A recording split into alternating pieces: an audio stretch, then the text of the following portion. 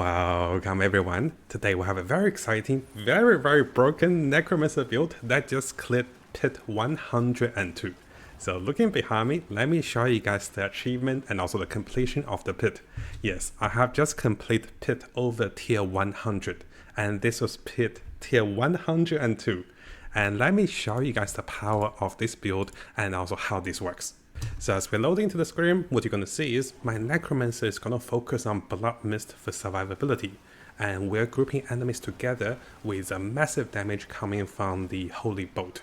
And together with tons of control, yes, I'm going back to auto-casting Corpse Tendril. So I'm constantly controlling enemies, grouping them together, becoming invulnerable, and having almost no cooldown with my Blood Mist. There will be 1 to 2 seconds downtime for my Blood Mist, but that is okay. Majority of the time, we're invulnerable and will deal tremendous damage as you group enemies together. Because Holy Bolt interaction allows you to do damage to the dead enemies, if you constantly group them together with Corpse Tendril, you are doing tons of damage in terms of the corpse explosion coming from the Holy Bolt potion. Now, as you can see in the replay, we don't have any problem with the trash monsters. And elite monsters, anything that's in front of us, as long as there's 2 of them, they will die in pretty much 1 shot. The biggest focus of this build is its survivability and also ability to do tons of damage. Now, in terms of survivability, I'm constantly casting my ultimate with Army of the Dead, which gives tons of boosts in terms of attack speed and also spawns corpses. In return, we use those corpses for Corpse Tendril and also used for the Blood Mist. And as you can see in this entire fight, we don't seem to have a problem, right? Yes, it is very smooth and everything melts in front of us. Now fast forwarding a little bit towards the boss. What you're going to notice with different variety of the boss, there are about 3 out of the 6 boss that will summon minions. And once they summon minions, you can take advantage of the minions that are summoned and then pull them together with Corpse Tendril. I'll focus on the skill rotation on the second part, but what I want to demonstrate to you guys is you can deal pretty sustained damage against the boss in terms of single target as long as you become invulnerable. I'm constantly rotating my spells and I'm constantly becoming invulnerable. But what's better is, let me fast forward a little bit. So what's better is, this is the second attempt. I actually died on the first attempt because I wasn't pulling the monsters. If you pull the monsters, the little monsters the boss summons onto the boss, 1 or 2 of those monsters will one-shot the boss. And this is the best ability of the Necromancer for the higher level. And this is super broken, super powerful, and I really want to show you this build to you guys after testing for hours and hours today to push for over tier 100. So coming over to my character, let's go through the skill aspects and also the choices of gears. I have changed a little bit. Now one of the biggest focus you're going to see is my cooldown reduction is down to 41%, or up to 41%. This is coming from the helmet, coming from the amulet, and also coming from the focus passive and also the focus implicit. So this gives me tons of cooldown reduction. Meanwhile, I'm also tempering my cooldown reduction on Blood Mist with all the gears I can. So I'm either getting cooldown reduction duration or cooldown reduction or increased duration with Blood Mist. And this will allow me to have the maximum survivability with the Blood Mist, which keeps us alive with over 100 tier pit dungeons. Yes, the monsters at level 199. Now in terms of the aspects, we will be getting additional buffs coming from the Skeleton Priest. And we are auto casting Skeleton Priest and also Corpse Tendril coming back to this ring. Because I feel like I don't need that much damage, I just want to have more control, more survivability, and this in return will boost that damage. Nah, I don't have any corpses to show you, but yes, as we automatically cast the Skeleton Priest, this will give us more damage. We'll be going with the Blood Mist that triggers Corpse Explosion. This is essential to reduce cooldowns. We're also having additional critical chance with Corpse Tendrils. Over here, we'll have damage reduction for me and also my minions, together with additional Skeleton Warriors, which allows me to do a little more damage. Yes, I decided to go with dealing more damage per active Shadow Mages. And coming back over here, we'll go back to the Book of the Dead. So in terms of the weapon, we're going with minion damage 40%. We're also going with Army of the Dead, providing additional attack speed. Finally, we're going with the Shadow Blood passive, which gives us up to 180% more damage because we're Shadow Minion Shadow Minion Necromancer. And of course, here I'm going with additional attack speed for my summonings as they attack enemies continuously. Together with this unique ring, which allows me to automatically cast spells, I'm rotating my spells super fast. And even before rotating my spells, you can see my Blood Mist is down to 10-second cooldown. And with additional corpses I consume, I pretty much have no cooldown with Blood Mist because we have increased duration and also cooldown reduction with all the gears. Now in terms of the choices of the greater effects and so tempering, you do want to find additional intelligence, additional critical chance, additional minion damage, additional column damage, anything that helps you with cooldown reduction and also damage. You want to have at least 9200 armor for 85%, but other than that, starting HP is good, but ideally you're not taking damage as long as you do the rotation right and also deals tons of damage. Now coming over to the Book of the Dead, we're going with rapiers which provide us with additional corpses. This is very good, and together with shadow mages that provide me with additional damage. I'm no longer going with the shadow bolt. Finally, we're going with blood golem that deals even more damage. Briefly going through the skill trees and also paragons, not much have changed with the skill trees. We're getting heal death, we're getting additional corpses damage, and also we're maxing out Blood Mist. We're also maxing out the skills over here, the passives, and also additional mobility over here, together with Fortify. We're going with the perks over here, and finally, we are a Shadow Necromancer, which allows us to enjoy a massive damage buff coming from the amulet. So together with the amulet, it is very defensive with cooldowns, armors, and also additional life. Coming over to the Paragon, I'll have the builder's guide available for you guys to have a look. So I have min and max my Paragon a little bit and also inputting the control glyph, which is only level 15. So the control glyph allows me to do up to 90% more damage against control enemies. And here we'll have the other glyphs. Let me just go through over here then. We have Essence over here, we have Exploit, we have Golem, we have Territorial, and finally we'll have Amplified together with Dread Razor. Yes, we're using 7 different glyphs for this Paragon tree, which is wonderful with damage and also survivability. Now coming back to our replay with the skill rotations and also tips against different minions and also bosses. Right away, as you can see when load into the game, I'll actually summon my Army of the Dead, which will max out my skeletons. And this is great for creating more corpses. I will try to go into Blood Mist as often as I can. And this is quite important because this will create corpses and you will be auto casting corpse tendril coming from your unique ring. In this sense, my Blood Mist is a scouting tool, and also I will be casting my corpse tendril right after I come out of the mist. The rotation will always be corpse tendril, Blood Mist, corpse tendril. And should you have a little downtime, if you can't find enough cooldowns, make sure you stay away from the monsters and continuously to debuff them with Decryptify, which will help you to lower your cooldowns. And once you get the rotation right, guys, you're very, very powerful. And remember, guys, you do want your special potion, which is gonna be the Holy Bolt over here. Now, in case you don't know how to do this, you can also craft this potion at the herbalist, and this will cost oboes, and it's not that expensive. So, a majority of the damage is coming from exploding monsters for their maximum life, and the monsters are grouped together. So, as long as you kill 1 or 2 monsters, the entire pack will die. And having the right rotation against the monsters will enable you to survive, have 90% invulnerability, and deal tons of damage. Now over here I do want to stress out, something silly happens over here. I was trying to click on the protection shire, but there's too many monsters to click. I actually died 2 times, which is horrific. I wasn't dying on this entire run, and in order to get a protection shire, I died 2 times. That was ridiculous. So be careful, guys. If you're coming out of your Blood Mist, do not get greedy to cast too many spells. At max, cast 2 spells. Usually I just cast 1 spell, then go right back into Blood Mist. And this will allow you to have the best survivability. Remember, you have to survive to save your timers, and also you have to survive to deal damage. So as long as you survive, even if you miss a rotation, that is fine as well. Now coming over to the tips of the boss fight. If you're looking for bosses, I'm recommending going with the Drowned. This will summon monsters.